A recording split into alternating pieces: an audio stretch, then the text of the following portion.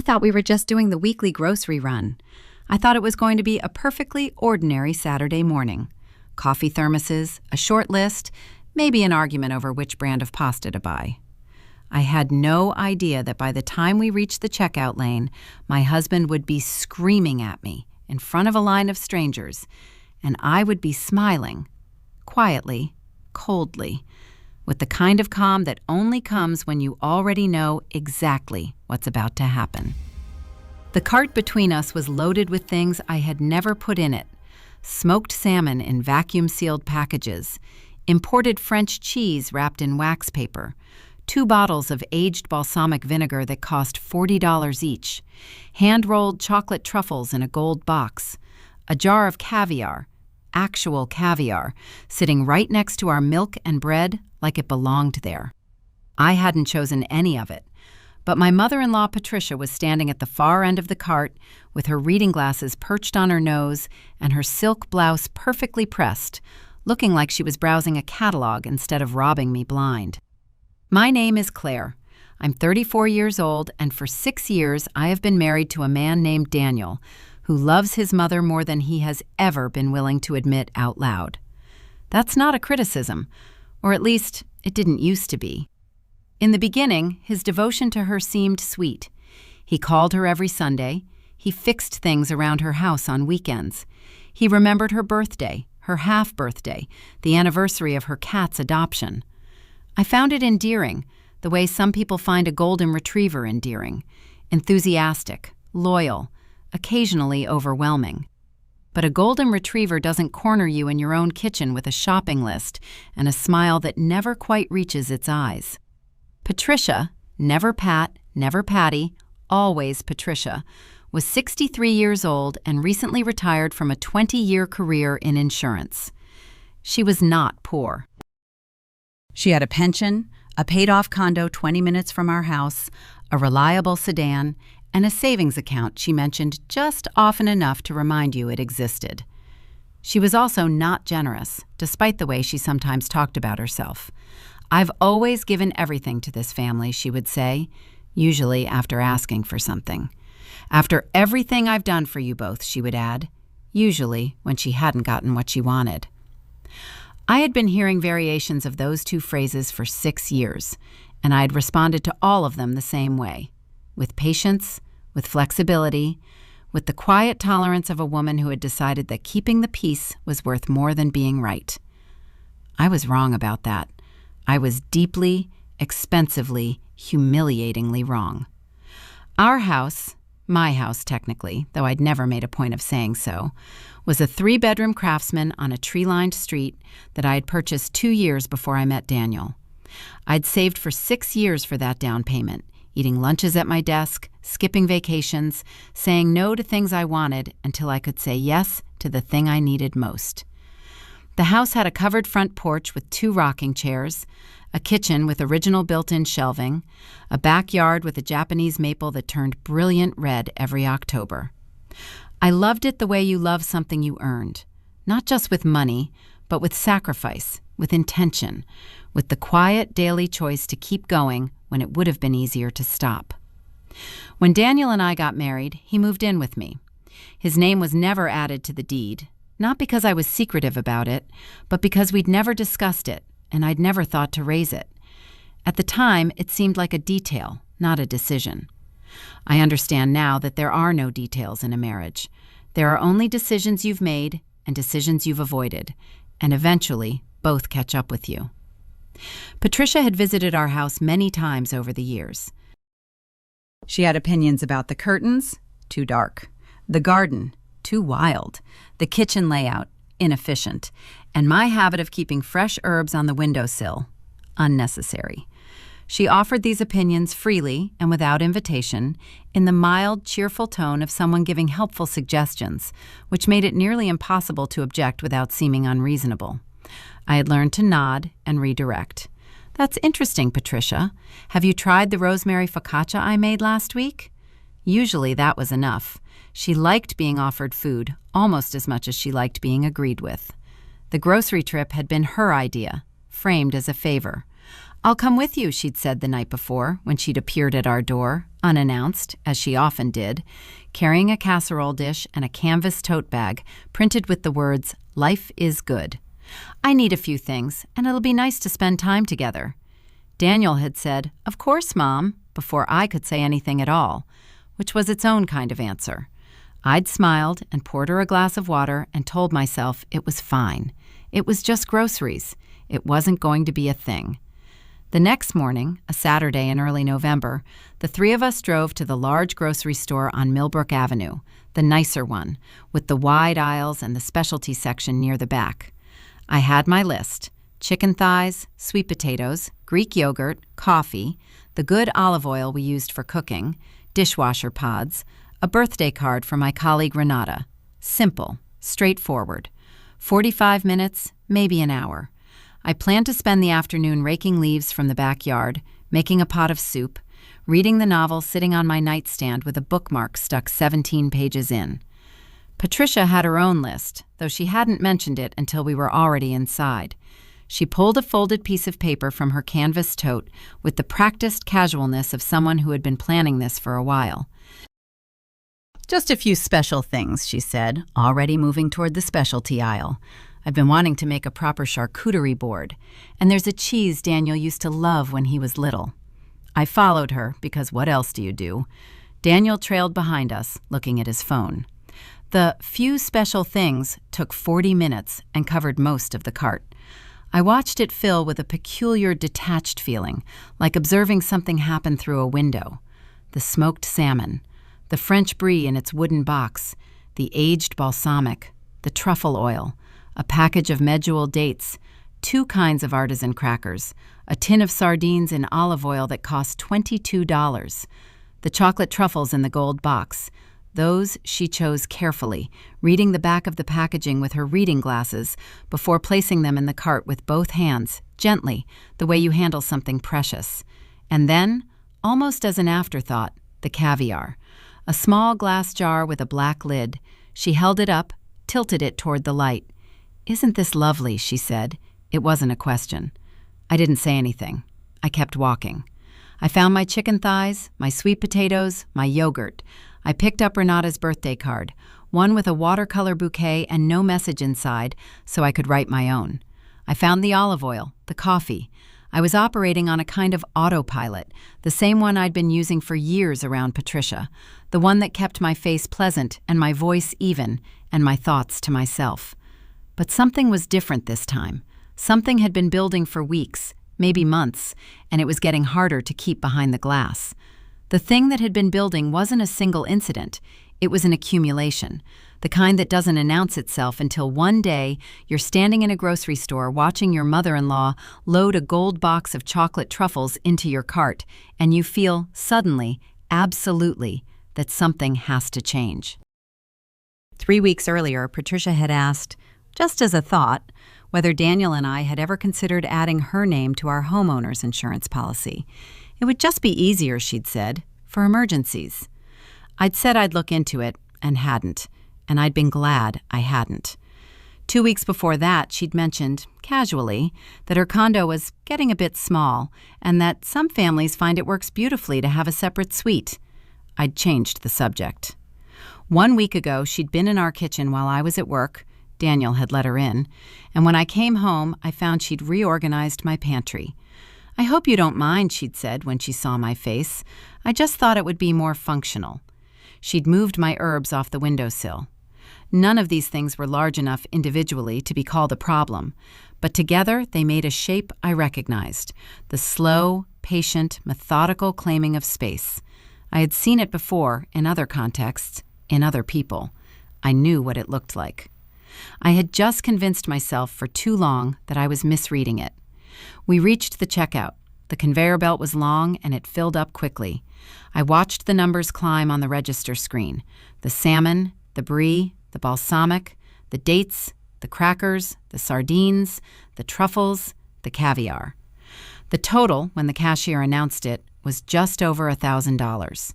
My items, the sensible, ordinary, weekly grocery items, were perhaps 120 of that. I had my card in my hand. I had been holding it for the last 30 seconds, feeling its weight, its familiar smoothness. And then I put it back in my wallet. "I'll pay for my things," I said, and my voice was calm, the way still water is calm. "Patricia, you can put yours on your card." The silence lasted exactly 2 seconds. Then Daniel turned to look at me with an expression I had never seen on his face before. Not quite anger, not quite shock, something that lived between them. "What?" he said. "I'll cover our groceries," I said. "Patricia's items are Patricia's." Patricia's hand, which had been reaching into her purse with the unhurried confidence of a woman who expected nothing to interrupt her, paused. She looked at me over the rims of her reading glasses. Her expression was very still. "Are you out of your mind?" Daniel said. His voice had gone up. The cashier looked at the register. The woman behind us in line looked at her phone. "You want my mother to pay you back for groceries? She's a retiree." "I didn't ask her to pay me back," I said. "I'm asking her to pay for her own things." "She's family, Claire. She's my mother." "She's a 63-year-old woman with a pension and a savings account," I said. "She can afford French cheese." Daniel's jaw tightened. He looked at his mother, then back at me, and in that look I saw everything I needed to see.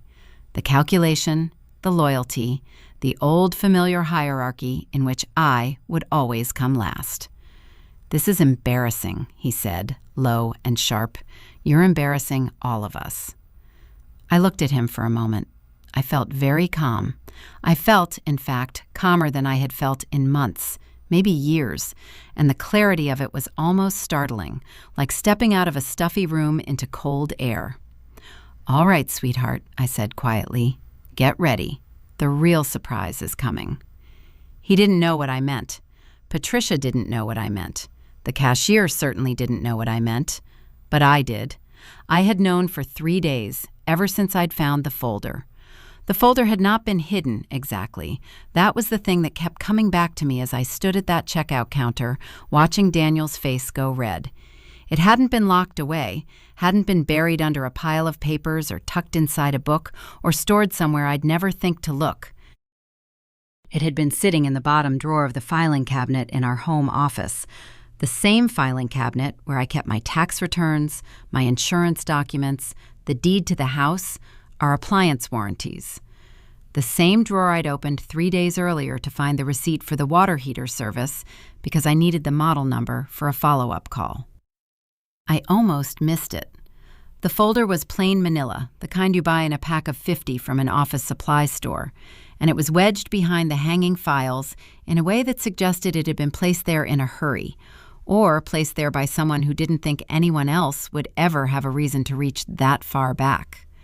There was no label on the tab, just a small pencil mark in the upper right corner, a number, 2, written in a handwriting that wasn't mine and wasn't Daniel's. I recognized it anyway. I had seen that precise, small, upright handwriting on birthday cards and casserole dish notes and the occasional sticky note left on our refrigerator. Patricia's handwriting. I stood in the office for a long time before I opened it. The room was quiet. Daniel was downstairs watching a football recap. I could hear the low murmur of the television through the floor. And the late afternoon light came through the single window in long, dusty bars. My heart was already doing something strange, something fast and high in my chest, even before I saw anything. Some part of me already knew, the way you know before the doctor speaks, before the door opens, before the word is said out loud. The body understands things before the mind agrees to. The folder contained 11 pages. The first 3 were printouts, real estate listings, 5 properties, 2 condominiums in a newer development about 8 miles from our house, 1 townhouse in a suburb I'd never been to, and 2 single-family homes in a quiet residential neighborhood on the other side of the city. Each listing had been printed with its photos and specifications, and each one had handwritten notes in the margins. Notes about square footage and bedroom counts, yes, but also other notes. Things like, good for 2 households and separate entrances. Important and ask about in-law suite potential. One of the listings, a 4-bedroom colonial with a wraparound porch, had a circle drawn around the price and the word feasible written next to it, underlined twice. I stood there for a moment. I told myself, this might be nothing. People look at real estate listings all the time. Patricia could have been browsing out of curiosity, out of boredom, out of some vague retirement fantasy about downsizing or moving. I told myself this even as my hands turned to the next page. Page 4 was a letter, not a printed letter, a handwritten one, 3 pages long, on the kind of cream-colored stationery that comes in a box from a gift shop. It was addressed to Daniel. It began, "My darling boy, I want you to understand why I'm doing this and why I need your help." I sat down on the office chair. I hadn't planned to. My legs just stopped working the way legs are supposed to, and the chair was there, and I sat. The letter was dated 6 weeks earlier. 6 weeks. I had spent 6 weeks sharing dinners with this woman, accepting her casseroles, nodding through her opinions about my curtains and my kitchen layout and my herbs on the windowsill, while she had already written this letter, while Daniel had already read it, while the two of them had already begun whatever this was together. I read slowly. I read every word. Patricia wrote that she was concerned about the long-term stability of the household.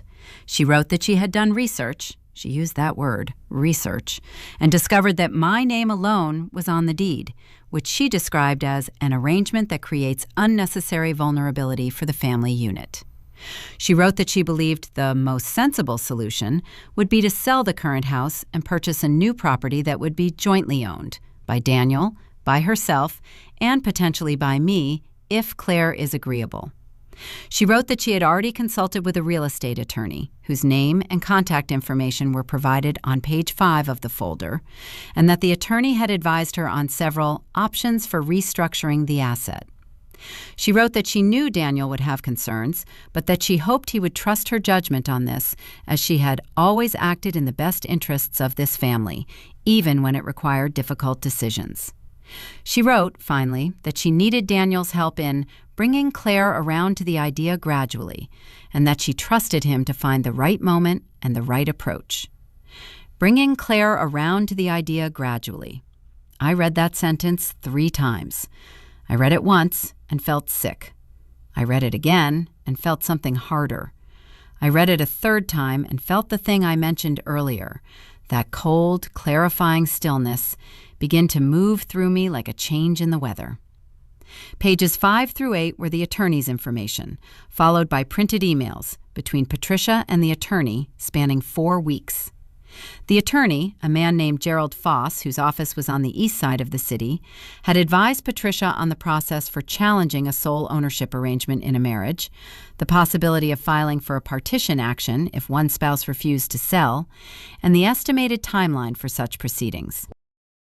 He had also, in one email, mentioned something called a quitclaim deed, and explained, in language I would later learn was technically accurate but deliberately misleading in context, that a spouse could be asked to sign such a document voluntarily, and that it was often most effective when presented as a routine administrative update. Pages 9 and 10 were a draft document, a quitclaim deed, partially filled out, with our address on it, with Daniel's name typed in one field and Patricia's name typed in another. My name appeared only once, in the field labeled grantor, the person giving up their interest in the property. It wasn't signed, not yet, but there was a sticky note attached to it in Patricia's precise handwriting. D. Review before Tuesday. She trusts you. Use that. She trusts you. Use that. Page 11 was a single printed page, a list of what appeared to be financial figures. Our estimated home equity, the projected sale price of our house based on comparable listings in the neighborhood, the down payment Patricia was prepared to contribute toward the new joint property, a column labeled C's share that contained the number 0. I closed the folder. I set it on the desk in front of me. Outside, through the window, the Japanese maple in the backyard had gone full red, brilliant and burning in the October light, and I sat there looking at it for a very long time.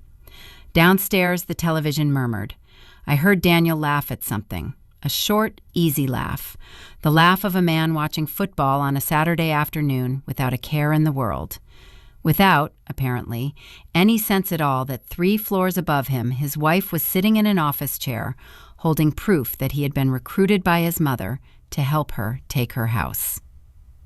I want to be precise about what I felt in that moment, because it matters. It wasn't rage, not yet. It wasn't even grief, though grief would come later, in waves, in the middle of the night, when the full weight of the thing settled on me. What I felt, sitting there with the folder on the desk and the maple blazing outside the window and Daniel's laugh floating up through the floor, was something I can only describe as a great, terrible clarity. Like a fog I hadn't known was there lifting all at once. Like the moment you look at an optical illusion and suddenly you can only see it one way, and you know, with absolute certainty, that you will never be able to unsee it. I put the folder back, exactly as I'd found it, wedged behind the hanging files, the small penciled 2 facing up. I closed the drawer. I walked downstairs. I sat next to Daniel on the couch for 40 minutes and watched a football recap I didn't see. And when he asked if I wanted anything from the kitchen, I said no thank you. And when he kissed me on the top of my head before going to bed, I let him. And I lay in the dark for hours, running through what I knew and what I needed to do about it. 3 days. I had spent 3 days doing those things, quietly, methodically, without raising my voice or changing my expression, or giving either of them any reason to suspect that anything had shifted. I had called my father's attorney, a woman named Helen Park, who had handled the legal work when I bought the house, and explained the situation in a single, focused, 15-minute phone call. Helen had listened without interrupting, asked 4 precise questions, and told me what my options were. I had taken notes.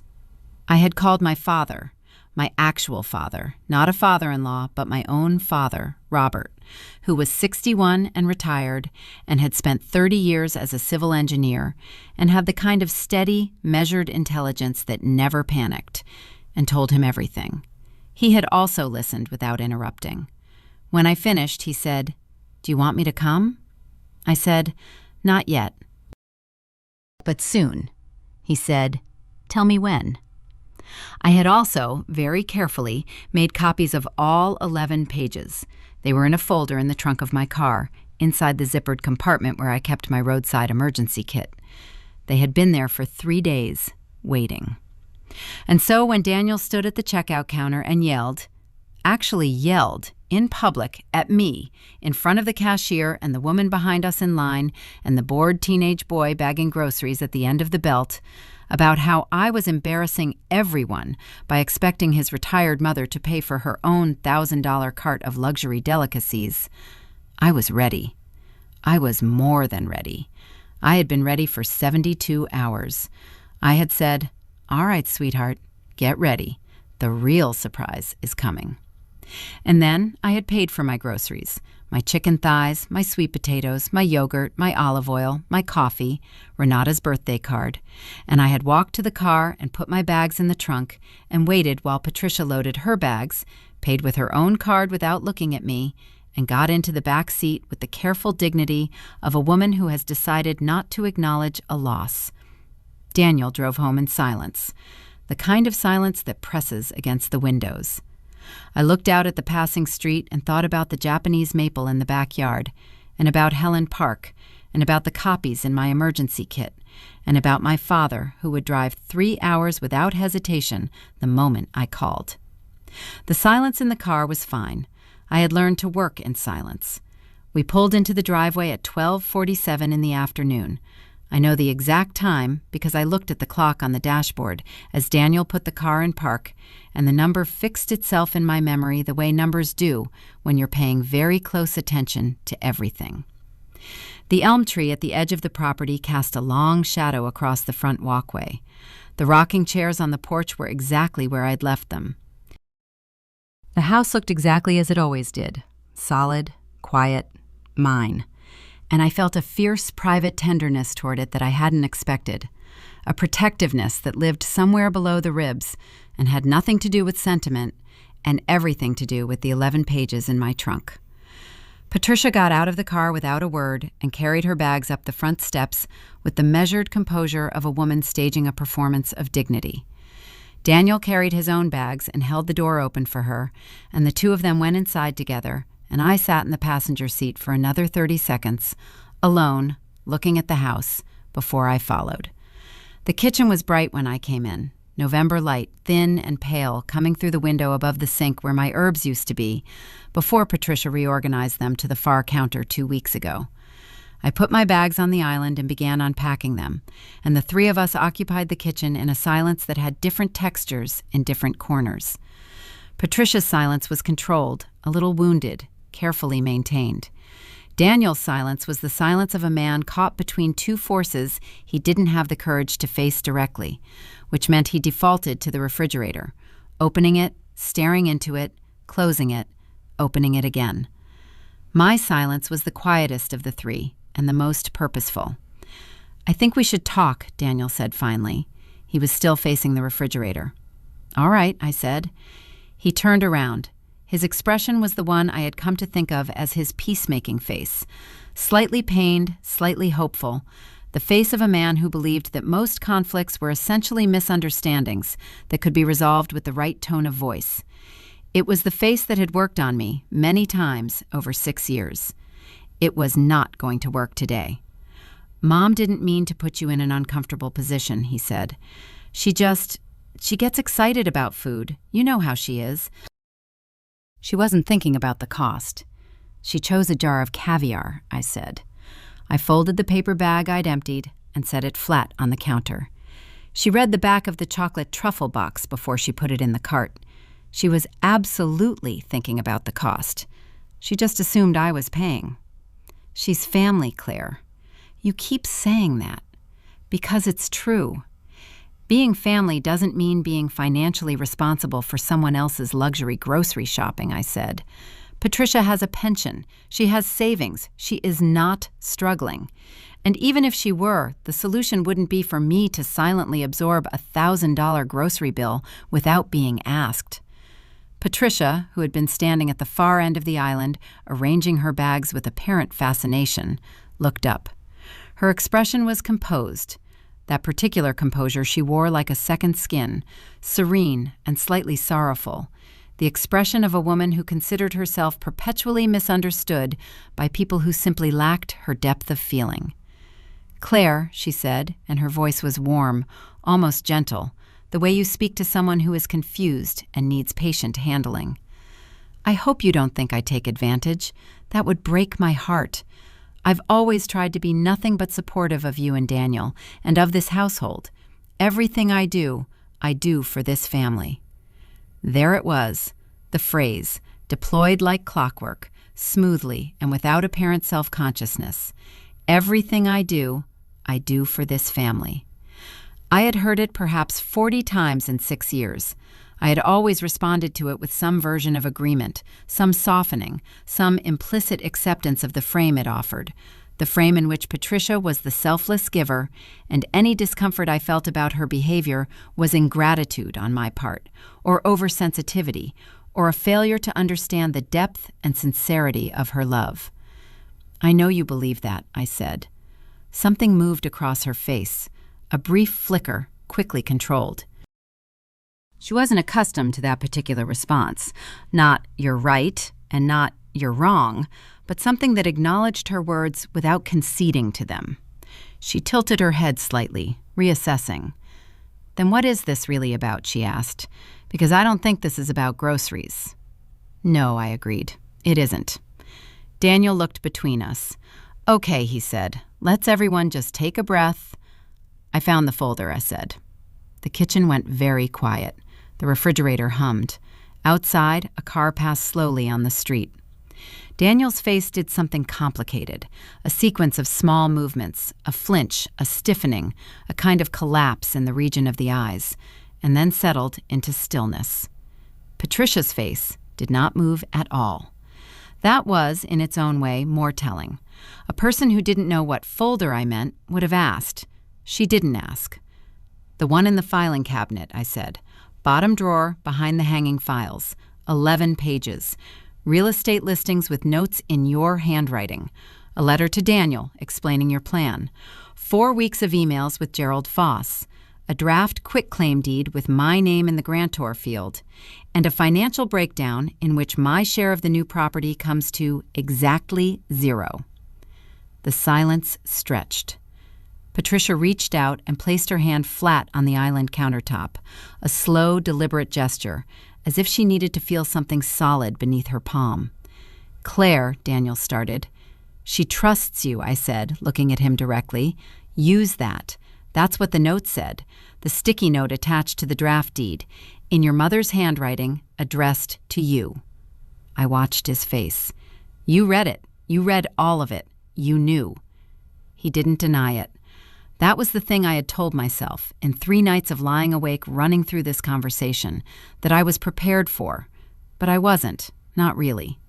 You can tell yourself you're prepared for something and still feel the floor shift beneath you when it actually happens. He didn't deny it, and the silence that followed his not denying it was the loudest thing I had ever heard in that kitchen, louder than any argument, louder than anything. "How long?" I asked. He looked at the counter. "Mom came to me about 6 weeks ago."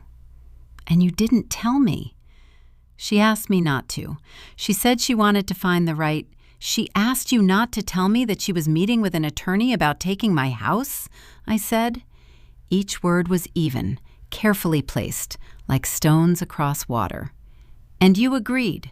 For 6 weeks. It wasn't about taking anything. She wants to help. She wants us to have more stability, a bigger place, something that—" "Daniel." I said his name and stopped. He stopped too. "The document has my name in the field for the person giving up ownership. It has your name and your mother's name in the fields for the people receiving it. That is not help. That is a plan to remove me from my own home." Patricia spoke then, and her voice had changed, still controlled, but with an edge beneath it now, something harder wearing the costume of reasonableness. "You're being very dramatic," she said. "Nothing has been signed. We were exploring options. That's all. If you'd been willing to have an adult conversation about the long-term needs of this family, you were going to have Daniel ask me to sign a quitclaim deed and present it as a routine administrative update," I said. "That's not a conversation. That's a con." Her chin lifted slightly. "I was trying to protect my son." "From what?" "From the instability of a situation where everything is in your name and nothing is in his. What happens to Daniel if something happens to you? What happens to this family if you decide one day that you want to leave?" There it was, the real thing, finally, without the wrapping. She was afraid of me. Not of me personally, but of what I represented. The fact that her son lived in a house he didn't own, that his security depended on a woman Patricia had never quite accepted as a permanent fixture, that the architecture of the life she'd imagined for her son had been built, without her permission, on my foundation. I understood it, in the abstract, the way you can understand a thing and still refuse to excuse it. "That's a fair concern," I said. "There are fair ways to address it. Talking to me directly, suggesting we see an estate attorney together, having an honest conversation about adding Daniel to the deed through a process that protects both of us." I paused. "Covertly recruiting my husband to manipulate me into signing away my ownership is not a fair way." "I wasn't—" "The note says use that." My voice stayed level. "What did you think you were doing?" Patricia looked at me for a long moment. Then she looked at Daniel, and the look she gave him was one I recognized, the particular, practiced look of a mother calling in a debt, reminding a child of the direction their loyalty was supposed to flow. I had seen that look redirect him 100 times over 6 years. I watched to see if it would work now. Daniel was looking at the floor. "Mom," he said quietly, "you should have told me you were going to involve a lawyer." Patricia blinked. "I did tell you. I told you I was getting information." "You didn't tell me about a quitclaim deed. You didn't tell me you were drafting documents." He was still looking at the floor, his voice low and careful, the voice of a man choosing each word with the awareness that all of them were dangerous. "I thought you were, I don't know, researching, looking at possibilities." "That's exactly what I was doing." "There's a document with Claire's name on it as the person signing away the house," he said. "That's not research." Patricia's composure flickered again, more visibly this time. A faint color came into her cheeks. Not embarrassment, I thought, but something closer to frustration. The frustration of a person whose plan has been interrupted before they were ready. "I was protecting you," she said. "I have always protected you. Everything I have ever done has been for this family," I finished for her. "Yes, I know." She looked at me sharply. Daniel finally looked up from the floor, and his eyes went from his mother's face to mine and back again. And in that movement, I saw the thing I had been watching for, the first real crack in the wall between where he'd been standing and where he needed to be. He was not there yet. He was not, in that moment, on my side in any clear and actionable way. But he was no longer entirely on hers, and that was different from 6 weeks ago, and different mattered. "I'd like you to leave," I said to Patricia. I said it simply, the way you say pass the salt or close the window. Not loudly, not dramatically, just a sentence, plainly meant. Patricia stared at me. "Excuse me? I'd like you to leave our home. You're welcome to come back when we've had time to speak privately and decide together how we want to move forward. But I'd like you to leave now." "This is my son's home." "It is not," I said. "His name is not on the deed. You know that. It's the basis of your entire plan. This house is mine, and I'm asking you to leave it." The color in her cheeks deepened. She looked at Daniel with an expression that expected rescue, that had always received rescue, that was calibrated to the history of every moment he had ever chosen her comfort over conflict. He looked back at her.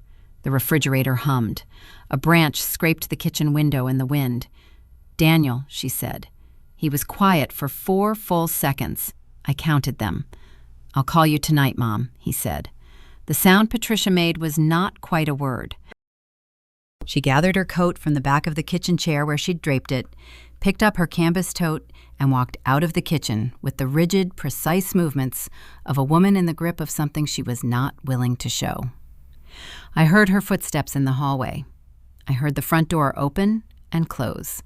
I heard her car start in the driveway, heard it back out, heard it drive away down the quiet street. And then there was only the refrigerator hum and the branch on the window, and Daniel standing in his own kitchen, not looking at me, rubbing the back of his neck with one hand in the gesture he always used when he didn't know what to do with his body. "Claire," he said, "I'm sorry." I looked at him for a moment. There were things I wanted to say, a great disorganized accumulation of them, 6 weeks' worth, 6 years' worth maybe. But I had learned in 3 days of careful preparation that the most important conversations are the ones you don't have until you're ready to have them properly. "I know you are," I said, "but sorry isn't the whole conversation. We'll talk tonight." I picked up the last of the grocery bags and began putting things away in the refrigerator. The chicken thighs, the yogurt, the good olive oil on its proper shelf. My hands were steady. My breath was slow and even. The Japanese maple outside the kitchen window was brilliant in the afternoon light, all that red burning quietly against the gray November sky. And I thought, this is my house. These are my shelves. This is my window. And no one, not Patricia with her cream stationery and her real estate attorney and her sticky notes, not Daniel with his 6 weeks of silence, not anyone was going to change that without a fight they were not going to win. I moved my herbs back to the windowsill. All 3 pots, the rosemary, the thyme, the small bushy basil that had survived the summer and was still, improbably, producing leaves. I set them back in the patch of pale winter light and adjusted them until they were exactly where I wanted them. Then I went to make coffee, and I waited for tonight. Daniel came to find me at 7 o'clock. I was in the living room with a cup of coffee that had gone cold, sitting in the armchair by the window, not the couch, deliberately, because the couch was where we sat together, and tonight I needed my own chair, my own ground beneath me. The lamp on the side table was on, casting a warm circle of light, and outside the window the street was dark and quiet, the elm tree a black shape against a black sky. I heard him on the stairs, his particular footfall, the slight heavier step on the third stair from the bottom that I had memorized without meaning to over 6 years of shared living, and then he appeared in the doorway and stood there for a moment, looking at me, looking at the room, as if trying to calibrate something. He had changed out of his jacket into a gray sweater, and he looked tired, in the way that comes not from physical effort, but from a long afternoon of sitting with something uncomfortable inside your chest. I recognized it because I had worn that same tiredness for 3 days. He sat down on the couch across from me, leaned forward with his elbows on his knees, and laced his fingers together in the way he always did when he was trying to be serious and organized about a difficult conversation. "I called her," he said. "I know, I heard." He'd been on the phone with Patricia for 45 minutes in the bedroom. I hadn't listened at the door. I hadn't needed to. The rise and fall of his voice through the wall had told me most of what I needed to know about how it went. The long stretches of listening, the shorter bursts of response, the one moment near the end when his voice went flat and stopped, which meant she had said something that ended the argument on her terms. "How is she?" I asked, and I meant it without sarcasm. "Angry," he said. "She thinks you humiliated her." I asked her to leave. I used a normal tone of voice. "I know." He unclasped his hands and pressed them flat on his thighs. "She also thinks I betrayed her by not defending her when you asked her to go." "Did you tell her you thought a quitclaim deed drafted without my knowledge was a problem?" He was quiet for a moment. "I told her I thought she should have come to us together." "That's not quite the same thing." "No," he admitted, "it isn't." He looked up at me then, and his face had something in it I hadn't seen often. Not guilt exactly, which can be self-focused, but something more genuinely directed outward, a recognition of harm done to a specific person sitting in a specific armchair across the room. "Claire, I want to explain what happened, not to excuse it, just I want you to understand how it happened." "All right," I said. He took a breath. 6 weeks ago, he said, Patricia had called him on a Tuesday morning while I was at work. She had been worried, she told him, about the house, about the fact that it was entirely in my name, that he had no legal claim to the place where he lived. She had framed it, he said, as concern for him. What if something happened to me, an accident, an illness? What if I died without a will? He would have no claim to the house at all. He'd be legally a stranger to his own home. She said she'd been losing sleep over it. He had listened.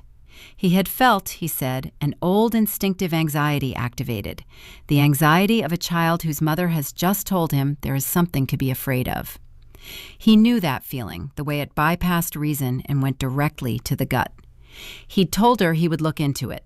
She'd said she already had, that she'd spoken to an attorney, just for information, nothing formal. She'd sent him some documents to review.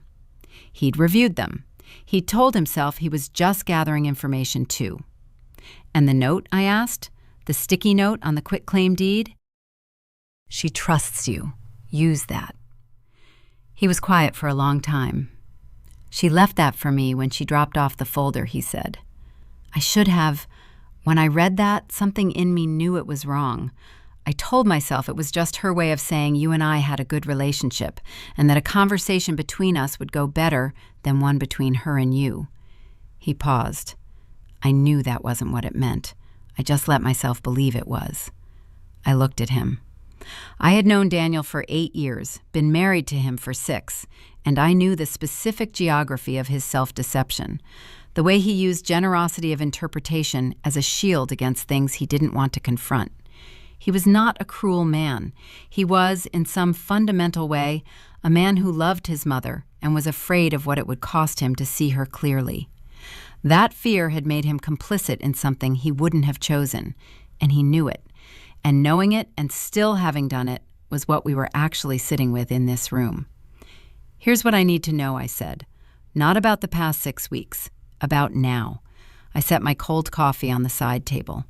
"If your mother calls you tomorrow and asks you to help her with another version of this plan, a different document, a different approach, a different conversation she wants you to have with me, what do you do?" He looked at me directly. "I tell her no." "And if she cries?" He didn't answer immediately. The silence stretched, and in it I heard everything about the history between them. Every dinner, every phone call, every Sunday, every time her tears had changed the direction of a decision. He knew I was hearing it. He didn't pretend otherwise. "I tell her no," he said again, quieter. "I need that to be real," I said. "Not a feeling you have right now because you're sorry. A real change. Because what happened in the last 6 weeks can't happen again. Not a smaller version of it, not a softer version of it, not a version where she finds a new angle and you tell yourself you're just gathering information." "I know." "There's more," I said. He looked at me. "I spoke to Helen Park, my attorney.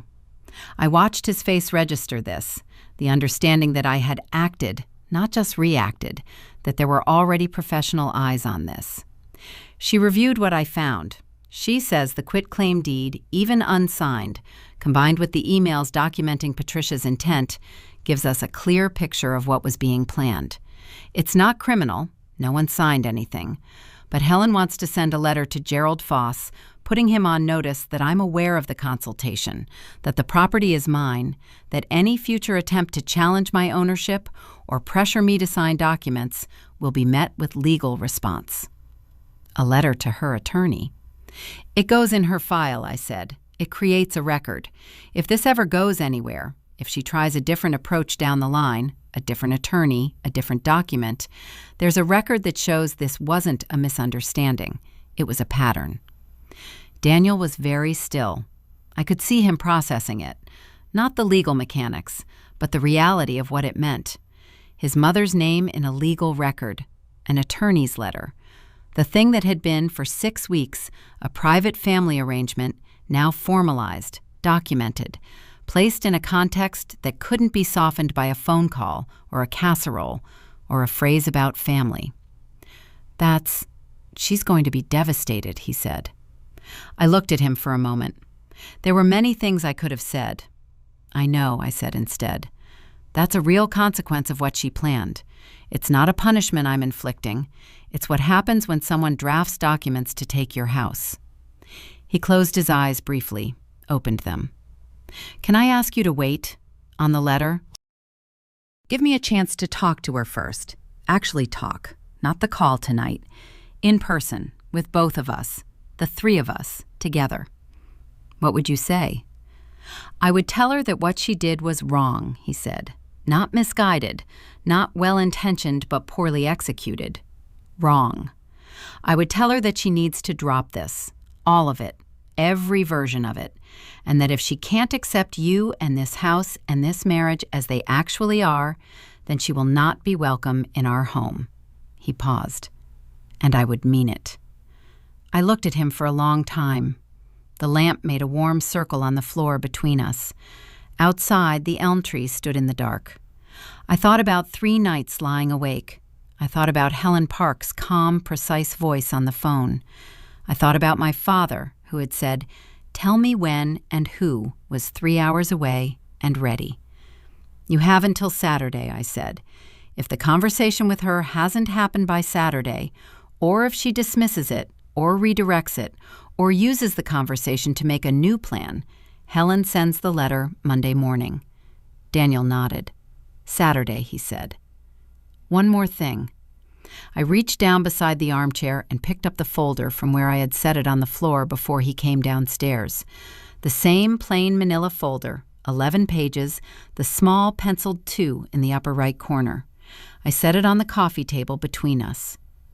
"I want you to read it again, all of it, not as information your mother sent you, as something your wife found in her own filing cabinet." I met his eyes. "Read it the way you would have read it if you'd found it first." He looked at the folder. He looked at it for a long moment, and I saw his jaw tighten and his throat move. And then he reached out and picked it up. "I'll read it," he said. "Good," I said. I stood up, picked up my cold coffee. "I'm going to heat this up. Do you want anything?" He shook his head.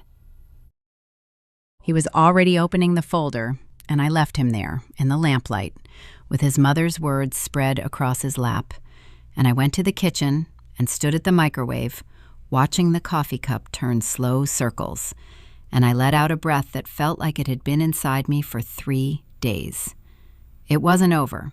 There was still Saturday and Patricia and the conversation that would either change something real or confirm that nothing would change at all. There was still Helen Park's letter waiting in a draft, ready to send. There was still the whole question of what this marriage was and what it could become after the kind of thing we just looked at directly without flinching. But something had shifted tonight, something real, not just a feeling. Daniel had sat across from me and not defended his mother, not explained her, not managed my emotions with a soothing tone and a request to consider her perspective. He had looked at the thing plainly and called it wrong. And he had offered something concrete with a deadline attached to it. And that was different from anything that had happened in 6 years. I took my coffee to the kitchen window. The herbs were on the sill, the rosemary and thyme and the small surviving basil, and I stood there in the warm kitchen light, looking out at the dark backyard, at the black shape of the Japanese maple against the November sky. Still there, still mine. Saturday would tell me what I needed to know. Saturday arrived cold and gray. I was up before Daniel, standing at the kitchen window with my coffee, watching the bare Japanese maple in the frost-pale yard. Most of its leaves were down, but the trunk was solid. The branches held their shape with quiet certainty, and I found that more comforting than all the autumn color ever had been. This was the tree without its performance, just what it was. Patricia arrived at 11. She sat on one end of the couch, hands folded, dressed carefully, navy blouse, pressed trousers, silver hair neat. Daniel sat in the armchair. I sat across from her with the deliberate calm of someone who has already decided what she needs and doesn't need anyone's permission to keep it. Daniel spoke first. He said what he'd promised. Not misguided, not well-intentioned, wrong. And his voice didn't waver. Patricia listened, and when he finished, she looked at me. "I owe you an apology," she said. The words were correct. The tone was obligatory. But she held my gaze while she said them. "Thank you," I said. "And now I need you to understand something clearly. If there are ever concerns about the legal arrangements of this household, we address them together, openly. No private attorney consultations, no documents drafted behind my back, no recruiting Daniel to manage me." I paused. Helen Park has copies of everything. If anything similar happens, any version of it, she acts. Not a threat, just information. Patricia looked at Daniel. He looked back steadily. She looked at me. "I understand," she said. We had coffee after that. Civil, careful, sufficient. She left at 12:30. At the door, she paused, looked at the porch, the rocking chairs, the frost-stiffened lawn, and then looked at me with an expression I couldn't fully name. Then she nodded once and walked to her car. Daniel put his arm around my shoulders as we watched her drive away. "I'm sorry," he said, differently than before. Not the sorry of conflict management, but of a man who had looked at something fully and understood its weight. "I know," I said. We went inside. 6 months later, I was on the back porch in May with iced tea and a novel finally past page 17. The maple had come back, deep green, new leaves bright at the tips. The yard smelled like cut grass and something warm and wordless that meant home. Daniel and I had done 3 months of couples therapy. Hard work, quiet drives home, conversations that needed more than one attempt before they were finished. But we'd done it without quitting. And what came out the other side was more honest and more durable than what we'd had before.